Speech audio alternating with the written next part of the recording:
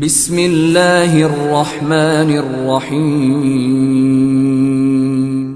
اور جتنا ہم گناہ کریں گے اتنا ہماری زندگی میں پریشانی آئے گی۔ یہ اللہ والے جو گناہوں سے اپنے آپ کو بچا لیتے ہیں، اللہ تعالیٰ ان کی زندگی کو سکون عطا فرما دے۔ یاد رکھیے، گناہوں کو چھوڑ کر بندے کو ایسے سکون ملتا ہے جیسے کہ بچے کو ماں کی گود میں آ کر سکون مل جایا کرتا ہے۔ تو گناہوں کو چھوڑ دیجیے۔ اور گناہ بھی کیا؟ علم اور ارادے سے گناہ کرنا، اللہ تعالیٰ اس کو بہت ناپسند فرماتے ہیں۔ علم اور ارادے سے گناہ کرنا، بے دھیانی میں گناہ ہو جائے جلدی معاف ہو جاتا ہے، بے علمی میں گناہ کر بیٹھے جلدی معاف ہو گیا۔ جب انسان اپنے علم اور اپنے ارادے سے سوچ سمجھ کر گناہ کر رہا ہوتا ہے، پھر اللہ رب العزت کی ناراضگی آتی ہے، پھر اللہ تعالیٰ غصے میں آتے ہیں۔ مگر اللہ تعالیٰ بڑے حلیم ہیں، وہ پہلے گناہ پہ بندے کو سزا نہیں دیا کرتے۔ بجلی ہے نا، اس کے بارے میں مشہور ہے کہ یہ پہلی خطا بھی معاف نہیں کرتی۔ تو اللہ تعالیٰ بجلی کی طرح نہیں ہے، وہ حلیم ذات ہے، وہ کریم ذات ہے، حوصلے والی ذات ہے، وہ بندے کو موقع دیتی ہے۔ لیکن جب گناہ کرتے کرتے تاکہ بندہ جاگے، اور جب نہیں جاگتا تو اللہ تعالیٰ پریشانیاں بھیجتے ہیں، کیونکہ پریشانیوں سے پھر بندہ گھبراتا ہے، پھر اللہ کی طرف پہنچتا ہے۔ اس لیے کسی عارف نے کہا، سکھ دکھاں تو دیواں وار، دکھاں آن ملایوں یار۔ سکھ دکھاں تو دیواں وار کہ دکھاں آن ملایوں یار۔ خوشیاں سلاتی ہیں اور غم جگاتے ہیں۔ تو اللہ تعالیٰ پھر غم بھیجتے ہیں، بیماری بھیج دی، پریشانی بھیج دی، ناکامی بھیج دی، پھر پریشان ہوتے ہیں۔ تو جو اچھے جو ہے لوگ ہوتے ہیں، وہ اس وقت پھر رب کی طرف آتے ہیں کہ ہمیں جگانے کے لیے یہ بات آئی۔ پھر وہ نمازیں بھی پڑھ رہے ہوں گے، تہجد بھی پڑھ رہے ہوں گے، اوراد و وظائف بھی کر رہے ہوں گے، وہ سمجھ رہے ہوں گے اللہ تعالیٰ ہمیں اپنے گھر کی طرف بلانا چاہتے ہیں۔ پاک ہے وہ پروردگار جو اپنے بندوں کو پریشانیوں اور مصیبتوں کی زنجیروں میں باندھ کر اپنے گھر کی طرف بلا رہا ہوتا ہے۔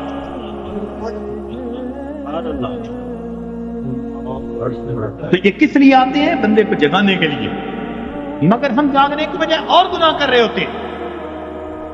کاروبار خراب ہوا بددیانتی کی وجہ سے، اب اس کا حل نکالا بینک سے سود کے پیسے لے لیں، یعنی علاج وہ تجویز کیا جو پہلے سے بھی زیادہ بندے کو پریشان کرنے والا۔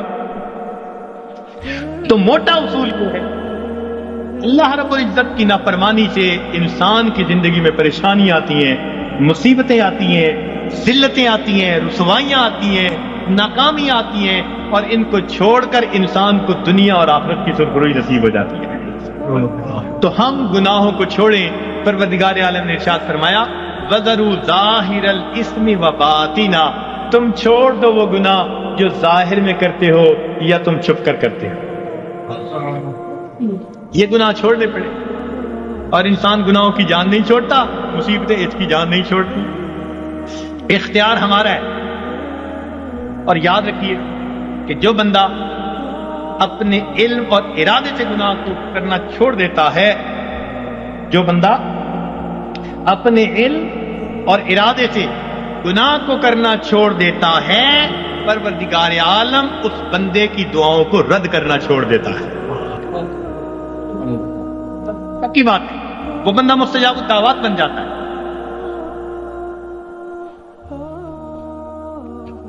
جو بندہ اپنے علم اور ارادے سے گناہ کرنا چھوڑ دیتا ہے، پروردگار عالم اس بندے کی دعاؤں کو رد کرنا چھوڑ دیتا ہے۔ پوچھتے ہیں حضرت اسم آدم بتاؤ، اس سے بڑا اسم آدم اور کیا ہے؟ یہ اسم آدم ہے کہ گناہوں کو چھوڑ دیں اور پھر دیکھیں پروردگار عالم کیا عطا فرماتے ہیں۔ اس لیے تو فرمایا کہ جو غیر محرم کی طرف نگاہوں کو ہٹائے گا، اللہ رب العزت اس کے دل کی عبادت، اس کو دل کو عبادت میں لذت عطا فرمائے گا۔ تو معلوم ہوا کہ ہر گناہ کے بدلے لذت ملتی ہے۔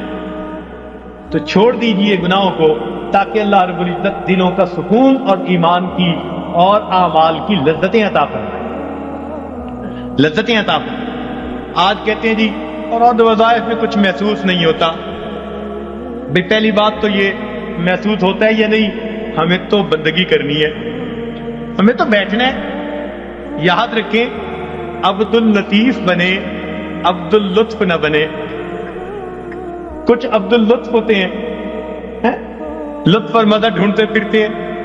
حضرت مزہ نہیں آ رہا، ابھی مزے ڈھونڈنے ہیں. اللہ تعالیٰ کی بندگی کرنی ہے، اس کی یاد کرنی ہے. ہم پابند ہیں، غلام ہیں. ہاں اگر یاد میں وہ مزہ بھی دے دیتا ہے تو عنایت ہے اس کی. یہ رحم ہے پروردگار کا، یہ طرت ہے اس کریم ذات کا کہ اپنے بندوں کے دلوں کو اور لذتیں عطا فرما دیتا ہے. ورنہ ہم تو پابند ہیں، بندے جو ہوئے. تو ہم گناہوں کو کرنا چھوڑ دیں گے، اللہ رب العزت زندگی سے پریشانیوں کو دور کر دیں گے.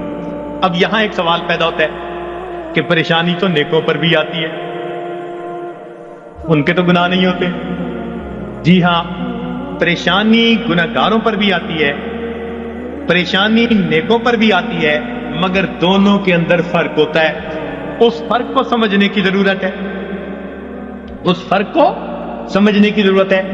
نیکوں پر اللہ تعالیٰ اس لیے پریشانیوں کو بھیجتے ہیں کہ ان کو بعد وہ درجات دینا چاہتے ہیں جو اپنی محنت سے وہ حاصل نہ کر سکے. اب پریشانیوں کو بھیج دیا تاکہ اس پریشانی کو وجہ بنا کر اللہ تعالیٰ ان کو قرب کے درجات عطا فرمائے. تو اللہ والوں پر اس لیے پریشانی آتی ہیں ان کو اپنے رب کے قریب کرنے کی. اس لیے حضرت مجدد الثانی رحمۃ اللہ نے فرمایا کہ سالک کی قبض کی کیفیت میں جتنی ترقی ہوتی ہے صاحب کی حالت میں اتنی ترقی نہیں ہوا کرتی. قبض کی حالت کہتے ہیں جب کیفیات سلب ہو، دل نہ لگ رہا ہو، اور اس وقت بھی انسان اللہ کے در پر لگا ہوا ہو عبادات میں، تو اس وقت بڑی ترقی ہوتی ہے اس کی. تو یہ اس لیے کہا کہ تم دیے باد مخالف سے نہ گھبرا اے عقاب، یہ تو چلتی ہے تجھے اونچا اڑانے کے لیے. تو اللہ والوں کے لیے آتی ہے اونچا، ان کو اونچا اڑانے کے لیے. اور یاد رکھنا کہ اللہ والوں پہ پریشانیاں آتی تو ہیں، مگر ان پریشانیوں سے ان میں بے چینی نہیں آیا کرتی. جس کا رب سے تعلق ہے اس کا بے چینی سے تعلق نہیں ہے. یہ یاد رکھنا کہ اللہ والوں پہ یہ پریشانی آتی ہیں مگر ان پر بے چینی نہیں آتی. کبھی کسی اللہ والے کو بے چین نہیں دیکھیں گے، وہ پرسکون ہوں گے. پریشان ہے، خوف ہے، مصیبتیں ہیں، بیماریاں ہیں، مگر طبیعت پرسکون ہوگی. جیسے شیشے کے کمرے میں کوئی بیٹھا ہوا ہو اور باہر آندھی چل رہی ہو تو وہ جھکڑ دیکھ رہا ہے، آندھی دیکھ رہا ہے، ہوائیں دیکھ رہا ہے، درخت گرتے دیکھ رہا ہے، مگر اس کو محسوس بھی نہیں ہو رہا. اللہ والوں کا بالکل یہ حال ہوتا ہے کہ ان کو یہ پریشانیاں مصیبتیں نظر تو آ رہی ہوتی ہیں مگر یہ ان کے دل پر اثر انداز نہیں ہو رہی ہوتی. ان کا دل پر سکون ہوتا ہے. این مصیبتوں کے عالم میں بھی دل اپنے پروردگار سے لگا ہوا ہے. چنانچہ ایک بزرگ تھے، اپنے گھر کے اندر کچھ تلاش کر رہے تھے، حالانکہ ان کے بیٹے کی شادی تھی. تو بیوی کہنے لگی جی بیٹے کے لیے دلہا بن رہا ہے، گھوڑے پہ چڑھنے لگا ہے، دعوت جانے والی ہے، آپ کیا تلاش کرتے پھرتے ہیں؟ کہنے لگے میں کفن کے کپڑے تلاش کر رہا ہوں، چیزیں تلاش کر رہا ہوں. ان کا کس لیے؟ کہنے لگے دل میں ڈالا گیا ہے کہ ابھی ابھی میرے بیٹے کی وفات ہو جائے گی، تو میں نے کہا میں اس کے لیے چیزوں کا انتظام کر لوں. میاں بیوی بات کر رہے تھے، باہر سے اطلاع ملی دولہا گھوڑے پہ چڑھنے لگا، پاؤں پھسلا، گردن کے بل گر کے موت آ گئی. یہ ہوتا ہے پھر دنیا دولہا بنا رہی ہے اور ان کے دل میں اعلان ہوا موت آنی ہے تو گھر میں تیاریاں کر رہے ہیں. ارے تسلیم خم ہے جو مزاج یار میں اپنے رب پہ راضی ہے.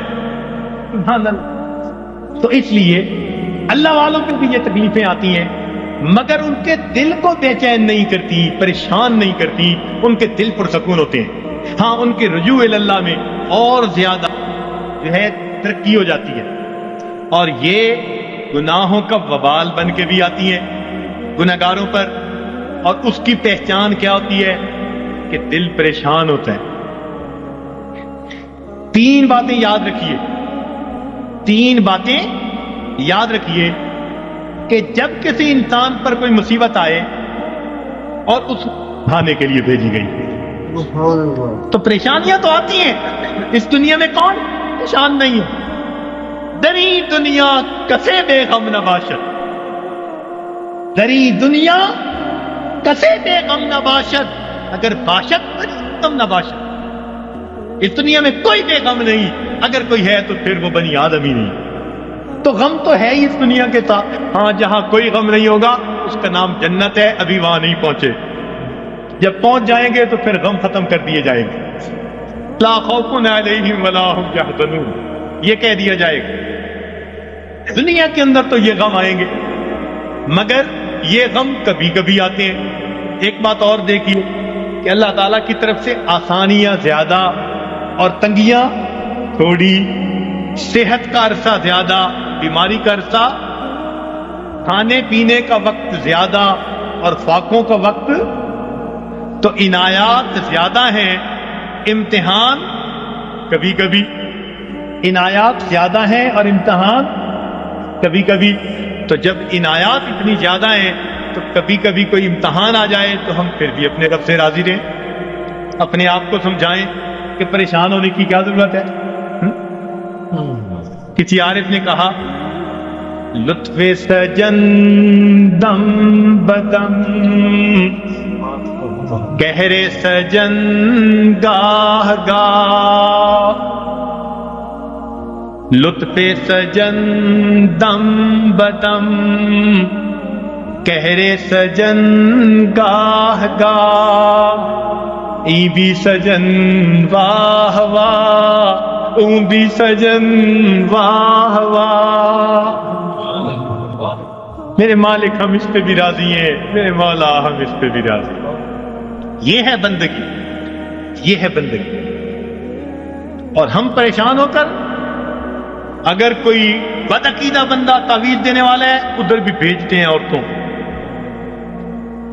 عاملوں کے پاس، نجومیوں کے پاس، جادو کرنے والوں کے پاس، کالے علم والوں کے پاس، ایمان گواہ بیٹھتے ہیں، اور بڑے بڑے نمازی اور صالح اور ذکر مراقبہ کرنے والے پریشان ہو کر، ہرگز نہیں۔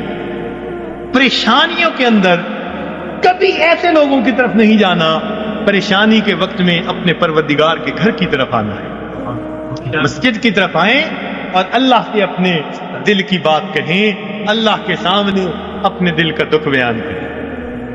جب دل کا دکھ اللہ کے سامنے بیان کریں گے تو پروردگار پھر ہماری اس مناجات کو قبول فرما لیں گے۔ تو ہمیں کسی نے پریشان نہیں کیا، ہمیں ہمارے گناہوں نے پریشان کر رکھا ہے۔ ہم دوسروں سے حسد کرتے پھرتے ہیں، فلاں نے کر دیا ہوگا، فلاں نے کر دیا ہوگا، فلاں نے کچھ کر دیا ہوگا، اس نے باندھ دیا ہوگا، اس نے باندھ دیا ہوگا، پتہ نہیں کتنے چھوٹے سے خدا بنائے ہوئے ہیں ہم نے، کسی نے کچھ نہیں باندھا۔ باندھنے والی کھولنے والی وہ ایک ہی ذات ہے، واللہ یقبض ویبسط والیہ ترجع۔ تو ہم اس ذات کی طرف رجوع کریں اور ہماری پریشانیاں اللہ تعالیٰ پھر اس طرح ختم کر دیں۔ تو مصیبتیں آتی ہیں، مگر مصیبتیں، پریشانیاں اکثر اوقات گناہوں کے سبب سے آتی ہیں، اس وجہ سے انسان مایوس بن جاتا ہے، اعمال چھوٹ جاتے ہیں، انسان ذکر و سلوک میں پیچھے رہ جاتا ہے۔ اللہ والوں پر جو پریشانی آتی ہیں وہ درجات کو بڑھانے کے لیے آتی ہیں۔ اب یہ ایک بنیادی بات سمجھنے کے بعد یہ بات ذہن میں رکھیے کہ جب کسی بندے کو جگایا جائے اور وہ پھر بھی نہ جاگے تو پھر غصہ آتا ہے۔ گھر میں بھی ماں بچے کو جگائے، باپ بیٹے کو جگائے اور وہ نہ جاگے تو غصہ آتا ہے۔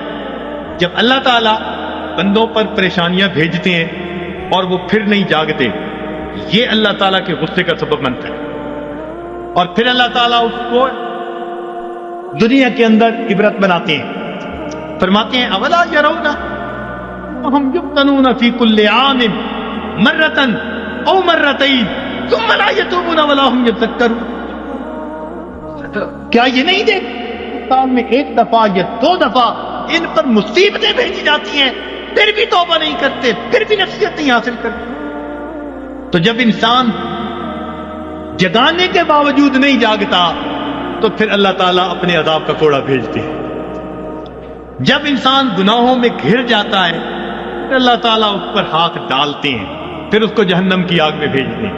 اس لیے فرمایا بلا من کسب سیئۃ، کیوں نہیں، جس نے گناہ کیا، وَأَحَاطَ احاطت بہ خطیئتہ، اور اس کی گناہوں نے اس کا احاطہ کر لیا، فاولئک اصحاب النار هم فیہا خالدون، یہ ہیں آگ میں بھیجے جانے والے، ڈالے جانے والے، جو ہمیشہ ہمیشہ وہاں رہیں گے، کہ گناہوں نے اس کا احاطہ کر لیا۔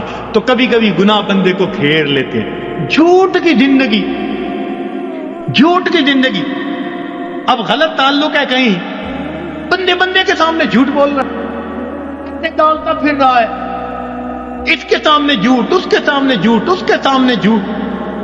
حدیث پاک کا مفہوم کہ بندہ جھوٹ بولتے بولتے اتنا جھوٹ بولتا ہے، اللہ تعالیٰ فرشتوں کے ذریعے نام اعمال میں کذاب لکھوا دیتے ہیں، جھوٹوں کے دفتر میں نام لکھا جاتا ہے۔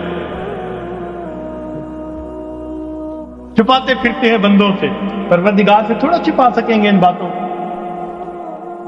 تو کبھی کبھی انسان اپنی بری عادات کو نہیں چھوڑتا اور گناہوں کے اندر گھر جاتا ہے ان کو چھپانے کی خاطر، اور یہی چیز اس کے لیے مصیبت بن جاتی ہے۔ پھر ذکر میں ترقی کیسی، سلوک میں آگے بڑھنا کیسا؟ اب کبھی کبھی اوراد وظائف کر رہے ہیں، ساتھ کبیرہ کبھی مرتکب ہو رہے ہیں، یہ تو ایسا ہی ہوا جیسے گولیاں بھی کھا رہے ہیں اور ساتھ ساتھ زکام کے ہوتے ہوئے برف والا پانی بھی پیتے پھر رہے ہیں، تو زکام کیسے دور ہوگا؟ اسی لیے ذکر و سلوک میں آنے کے لیے پہلا قدم یہ ہے کہ انسان اپنے گناہوں سے سچی توبہ کرے، یہ پہلا قدم ہے، یہ پہلا قدم ہم اٹھا لیں، پھر دیکھیے یہ تھوڑی دیر کا مراقبہ ہمارے لیے معلوم نہیں کتنی برکتوں کا باعث بن جائے گا۔ ہم جو کہتے ہیں نا ہوتا کچھ نہیں، ہمارے مشائخ بڑی اللہ، ان حضرات نے اپنے مشائخ جن کی خدمت میں ہم نے اپنا وقت گزارا، ہم نے ان کی توجہات کو دیکھا، میرے دوستو، میرے مہربانوں، ہمیں تو جو ملا اپنے مشائخ کی توجہ سے ملا، اپنا عمل کچھ نہیں، اپنی محنت کچھ نہیں، 100% اگر کہیں کہ ان کی توجہات سے ملا تو ہم مسجد میں بیٹھ کر بھی سچ بولنے والے ہوں گے، ان کی توجہ سے ملا۔ اور ہم تو ویسے بھی فضلی ہیں کہ ہمارا تعلق ماشاءاللہ خانقاہ فضلیہ سے، تو ظاہر میں بھی فضلی ہے اور سچی بات ہے ویسے بھی فضلی ہے، جو ہوا ہے اللہ کا فضل ہی ہوا ہے، اور اب بھی یہاں سے اللہ کا فضل مانگنے ہی آئے بیٹھے ہیں، اللہ کا فضل مانگنے ہی آئے بیٹھے ہیں۔ تو اس لیے جب ہم گناہوں کو چھوڑ دیں گے، خود بخود اوراد و وظائف کے توجہات کے جو اثرات ہوں گے وہ دل کے اوپر آنے شروع ہو جائیں گے۔ ہمارے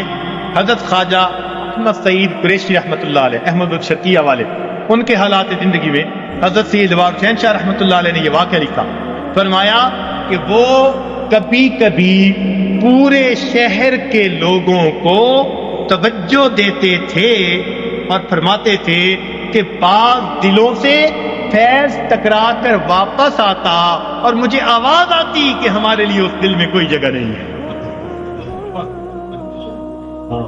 ہمارے لیے اس دل میں کوئی جگہ نہیں ہے۔ تو جب دل پہ گناہوں کی میل ہی اتنی چڑھی ہوئی ہو، پھر توجہات کیا اثر کریں گے؟ تو اس میل کو اتاریں گناہوں کو چھوڑ کر، سچی توبہ کر کے، پھر دیکھیے اللہ رب العزت کی رحمت کیسے ہمارے دلوں کو سنوارے گی اور کیسے ہمارے دلوں کو بنائے گی۔ اور کبھی کبھی تو انسان مال، ہاں ایک نکتے کی بات عرض کرتا چلوں کہ شیطان انسان کو دو طرح سے ورگلاتا ہے، شیطان انسان کو دو طرح سے ورگلاتا ہے، ایک شہوات کے ذریعے سے اور دوسرا شبہات کے ذریعے سے۔ شیطان انسان کو دو طرح سے ورگلاتا ہے، ایک شہوات کے ذریعے سے اور دوسرا شبہات کے ذریعے سے۔ یعنی کچھ تو ایسے ہوں گے کہ وہ شہوات کے گناہوں میں لگے ہوئے ہیں، بد نظری میں، گناہ میں، زنا میں، فلاں میں، یہ شہوات کے گناہ ہیں جو مال سے تعلق رکھتے ہیں یا جمال سے تعلق رکھتے ہیں۔ دنیا میں دو ہی چیزوں کے اسیر ہیں نا، کچھ مال کے اسیر ہوں گے، کچھ جمال کے اسیر ہوں گے۔ تو شہوات کے ذریعے سے شیطان بہکاتا ہے، اور جن پر شہوات غالب نہیں آتی، قابو کرتے ہیں، ان کو شبہات کے ذریعے سے بہکاتا ہے۔ مثلا جی یہ مراقبہ سنت سے ثابت ہے، جی یہ بیعت واقعی ضروری ہے، جی یہ پیری مریدی اس وقت بھی تھی، اس قسم کی باتیں شبہات والی دین میں ڈالے گا۔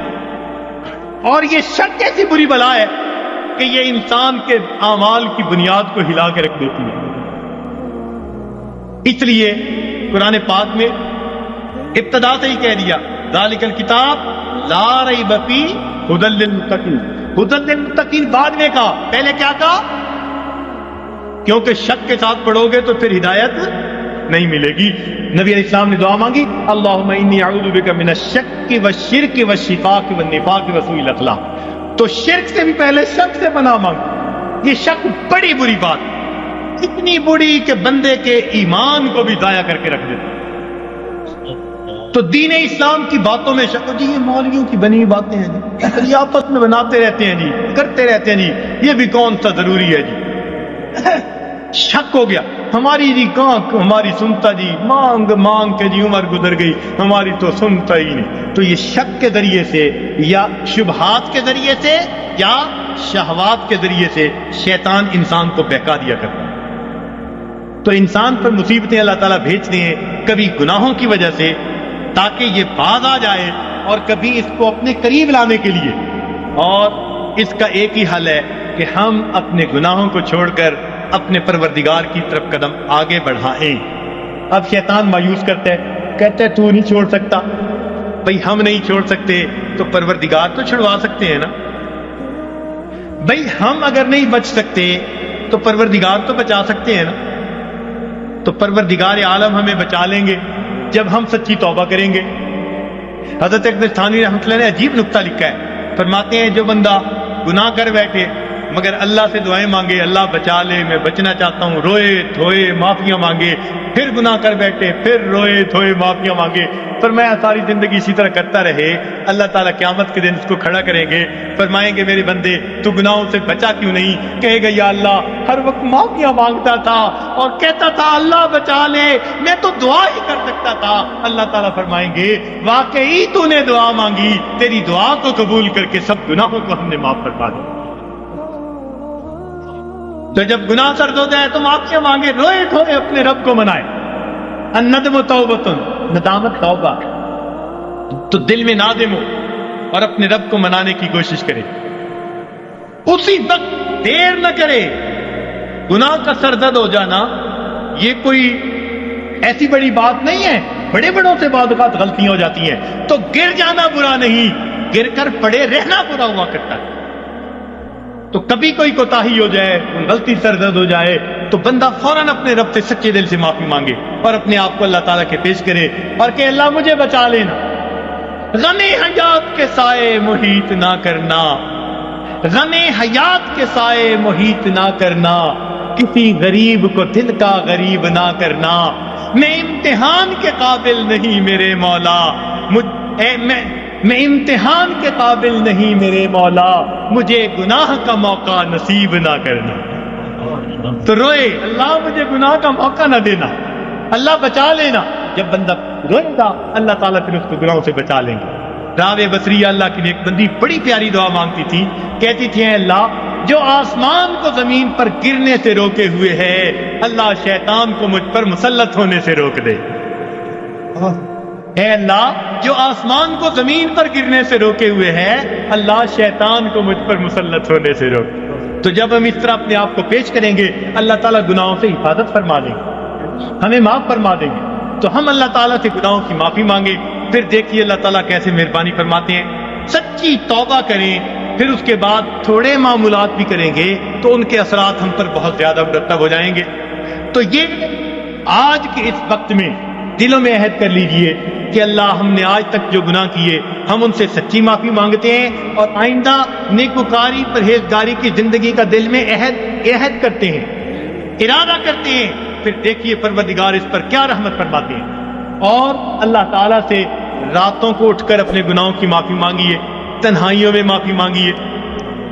حضرت مفتی محمد شفیع رحمۃ اللہ علیہ نے ایک عجیب بات اپنی تفسیر میں لکھی ہے. فرماتے ہیں کہ قرآن پاک کی ایک آیت ہے مَن یعمل سوءًا یجز بہ، جس بندے نے بھی گناہ کیا اس کو اس کا بدلہ ملے گا. تو فرماتے ہیں کہ اس میں استثناء کسی کا نہیں. مَن یعمل سوءًا یجز بہ، پکی بات ہے، جس نے بھی گناہ کیا اس کو اس کا بدلہ ملے گا، سزا ملے گی۔ تو فرماتے ہیں کہ اس کا مطلب یہ ہوا کہ ہم جتنے گناہ کر چکے ہیں ہمیں ہر گناہ کے بدلے سزا ضرور ملنی ہے۔ فرماتے ہیں اب یہ سزا دو طرح کی ہے، سمجھنے والا نقطہ، اب یہ سزا دو طرح کی ہے۔ ایک تو یہ کہ ہم اس دنیا میں ندامت اور شرمندگی کی آگ میں جلیں، دل میں کڑھیں، اللہ غلطی کر بیٹھے معاف کر دے، یہ بھی آگ میں جلنا ہے، یہ بھی دل میں آگ لگی ہوئی ہے، اللہ معافی دے دے، اللہ پریشان ہوں، معافی مانگتا ہوں، توبہ کرتا ہوں۔ فرمایا یا تو یہ بندہ سچی توبہ کے ذریعے دنیا کی ندامت کی آگ میں اپنے آپ کو جلا لے، اگر نہیں تو قیامت کے دن اللہ جہنم کی آگ میں ضرور جلائیں گے۔ اب ہمارے لیے آسان راستہ یہی ہے کہ دنیا میں ہی معافی مانگے، ہر گناہ کے بدلے معافی۔ اللہ جو گناہ یاد ہیں ان کی بھی معافی، جو نہیں یاد ہم ان کی بھی معافی مانگتے ہیں۔ تو اللہ تعالیٰ سے اس کی معافی مانگے، پھر دیکھیے اللہ تعالیٰ کتنے خوش ہوتے ہیں۔ اور اللہ تعالیٰ تو رحمت کے وعدے فرماتے ہیں۔ حدیث پاک میں آتا ہے کہ جب شیطان نے بہکانے کے لیے قسمیں کھائیں اور کہا کہ اے اللہ میں تیرے بندوں کو بہکاؤں گا، دائیں سے بائیں سے آگے سے پیچھے سے، وَلَا تَجِدُ أَكْثَرَهُمْ شَاكِرِينَ، اللہ یہ اکثر تیرے ناشکرے ہوں گے۔ تو اس وقت فرشتوں کو بڑی حیرت ہوئی، کہنے لگے اللہ اولاد آدم کے لیے تو مشکل بن گئی۔ پوچھا کیسے؟ اے اللہ یہ شیطان دائیں بائیں آگے پیچھے سے بہکائے گا اور بندوں کے لیے تو کوئی راستہ ہی نہیں بچا۔ اللہ تعالیٰ نے فرمایا کہ میرے فرشتوں یہ دو سمتوں کو بھول گیا، ایک نیچے کی سمت، ایک اوپر کی سمت۔ میرا گناہگار بندہ جب اپنے گناہوں پہ پریشان ہو کر میرے در پہ آئے گا اور میرے در پر آ کر ہاتھ پھیلا دے گا، چونکہ ہاتھ اوپر کی سمت کو اٹھیں گے، آپ نیچے نہیں جائیں گے، میں اس کے گناہوں کو معاف فرما دوں گا۔ اور جب میرا بندہ اپنے گناہوں سے پریشان ہو کر اپنے سر کو سینے میں ڈال دے گا، کیونکہ نیچے کی سمت سے شیطان اثر انداز نہیں ہو سکتا، میرا بندہ ابھی سر نہیں اٹھائے گا، میں اپنے بندے کے گناہوں کو معاف فرما دوں گا۔ تو شیطان نے ایک قسم کھائی تھی، فَبِعِزَّتِكَ، اللہ تیری عزت کی قسم میں تیرے بندوں کو بہکاؤں گا۔ اللہ تعالیٰ نے اس کے جواب میں فرمایا شیطان مردود تو قسمیں کھاتا ہے میرے بندوں کو بہکانے کے لیے، ورگلانے کے لیے، ذرا میری بات بھی سن لے کہ میرے بندے بتقاضائے بشریت گناہ کرتے رہیں گے، اگر اپنی موت سے پہلے سچی معافی مانگیں گے، فَبِعِزَّتِي وَجَلَالِي، مجھے اپنی عزت کی قسم، مجھے اپنے جلال کی قسم، میں ان کی توبہ کو قبول کر لوں گا۔ تو شیطان نے بہکانے کے لیے ایک قسم کھائی تھی، رحمان نے معافی دینے کے لیے دو قسمیں کھائی ہوئی ہیں۔ سبحان اللہ۔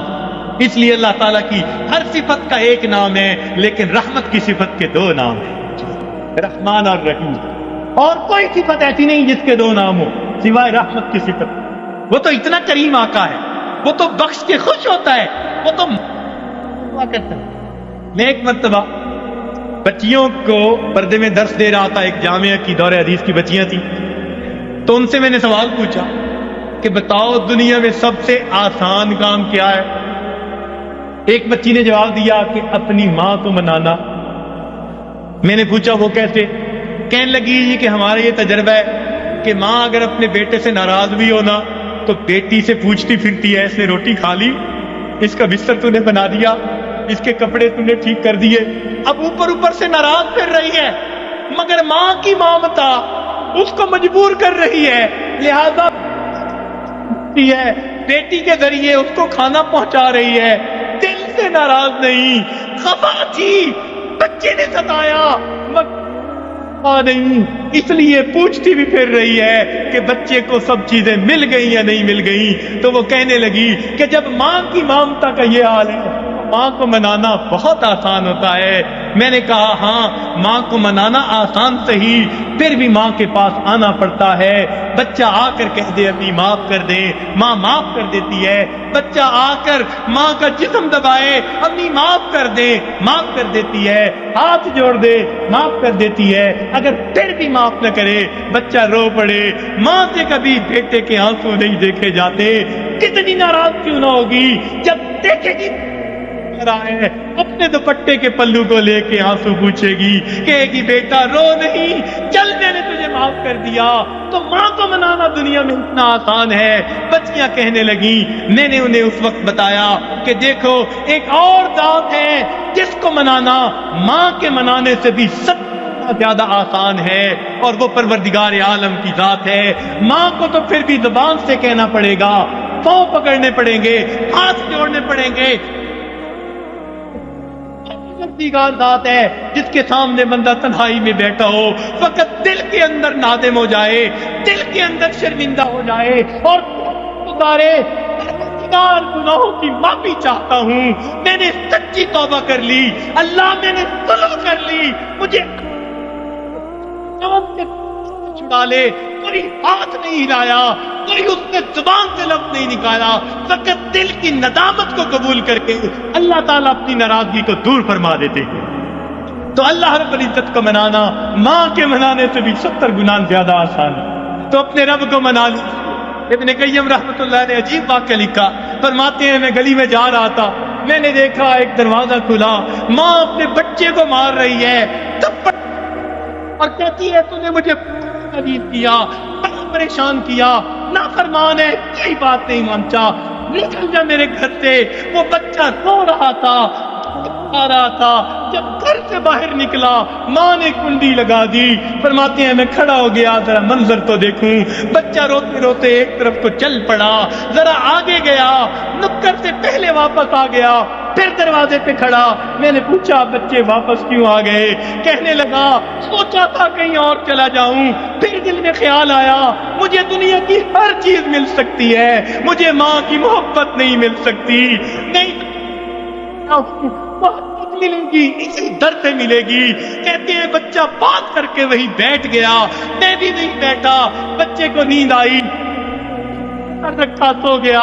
काफी देर गुजरी, माँ ने किसी वजह से दरवाजा खोला, जरूरत के लिए बाहर जाना चाहती थी, बेटे को देखा रहा है, उठाया, कर रखे सो रहे हो, अम्मी मुझे दुनिया में कोई दूसरी माँ नहीं मिल सकती, मैं कैसे जाऊं? फरमाया बच्चे के अल्फाज से माँ की आंखों से आंसू आ गए, बच्चे को सीने से लगा लिया, मेरे बेटे जब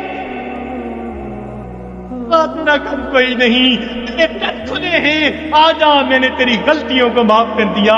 फरमाते हैं जब गुनहगार बंदा अपने रब के दरवाजे पे इस तरह आता है और कहते हैं रब्बे करीम मेरी खताओं को माफ कर दे, मेरे गुनाहों को माफ कर दे, ऐ बेकतों के दस्तगीर देने वाले, ऐ गमज़दा दिलों को तसल्ली देने वाली जात, ऐ परेशान दिलों को सुकून बख्शने वाली जात, ऐ बेसहारा करने वाली जात, के पर्दों में गुनाहों को अपनी रहमत के पर्दों में छिपा लेने वाली जात, तू मेरे लिए रहमत फरमा दे, मुझे दर्द आने से बचा ले, अल्लाह अपनी नाराजगी से बचा ले, मैं सुलह करने के लिए हाजिर हो गया हूँ, परवरदिगार आइंदा नेकुकारी की जिंदगी अता फरमा।